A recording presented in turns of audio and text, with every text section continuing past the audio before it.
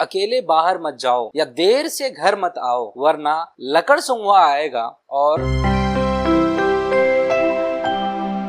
पिछले दिनों मैंने फेसबुक पर एक पोस्ट डाला था और उस पोस्ट में मैंने ये कहा था कि एक टॉपिक है जो काफी इनफेमस है, लकड़सुंगवा। और मैंने ये वादा किया था कि आप लोगों को लकड़सुंगवा के संबंध में कुछ बातें बताऊंगा जिसे जानकर आपको बेहद खुशी होगी। दरअसल मैं जिस जगह से आता हूँ वहाँ कई सारी दंत कथाएं हैं जो चलती हैं और हमने बचपन में बहुत सी दंत कथाएं सुनी। उनमें से एक जो बात हम अक्सर सुना करते थे वो ये थी कि अकेले बाहर मत जाओ या देर से घर मत आओ, वरना लकड़सुंगवा आएगा और तुम्हें उठाकर चला जाएगा, तुम्हें बोरे में बंद करके ले जाएगा, थैले में बंद कर लेगा। बहुत से बच्चे काफी डरते थे और जाहिर बात है जैसे जैसे हम बड़े हुए बचपन की वो बातें पीछे रह गई। आज के नए दौर में आज के नए दौर के बच्चे शायद ही इन हकीकतों से वाकिफ हो जिसे हमने जिया है। तो लकड़सुंगवा एक कैरेक्टर है जो कैरेक्टर काफी मशहूर रहा हमारे बचपन में और 90s के दौर के बच्चों में खास तौर से हम कहेंगे। तो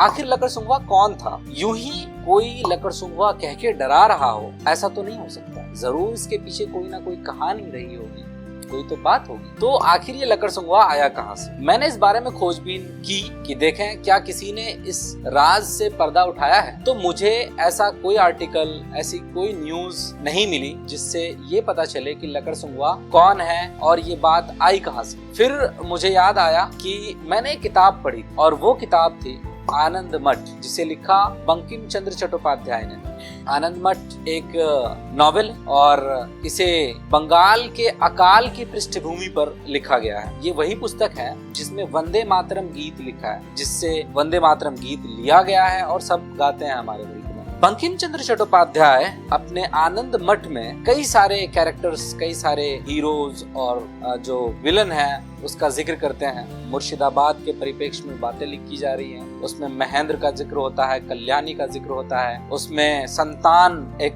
टर्म यूज किया जाता है, कैसे लोग वहाँ रहते हैं और कैसे अकाल के दौर में भी जो है उन पर टैक्स उन पर लागू होता है और उनसे टैक्स लिया जाता है, और फिर अंग्रेजों का हिंदुस्तान में क्या प्रभाव रहता है, सारी चीजों की चर्चा है। इस दौरान आनंद मठ में, जो कि बेसिकली प्रेरित, ये जो वर्ड है आनंद मठ, ये प्रेरित है उस मठ से जो बकौल बंकिम चंद्र चट्टोपाध्याय उस नॉवेल में जो उन्होंने लिखा है कि जंगल के बीच में एक मठ हुआ करता था जहाँ साधु संत रहते थे और वहाँ कुछ लोग साथ में रह करके मिल करके जो है व्यायाम करते थे, पूजा करते थे और फिर कैसे जो है परेशानी से निकला जाए, एक दूसरे का कैसे साथ दिया जाए, इसकी जद्दोजहद करते थे। तो वो जो मठ था उसे ही आनंद मठ कहा गया था और इसी पर ये किताब का नाम। तो उसी पुस्तक में बंकिम चंद्र चट्टोपाध्याय जिक्र करते हैं लकड़सुंगवा और वो कुछ यूं है। उस समय के सन्यासी आजकल जैसे न होते थे, सुशिक्षित, बलिष्ठ, युद्ध विशारद एवं अन्यान्य गुणों से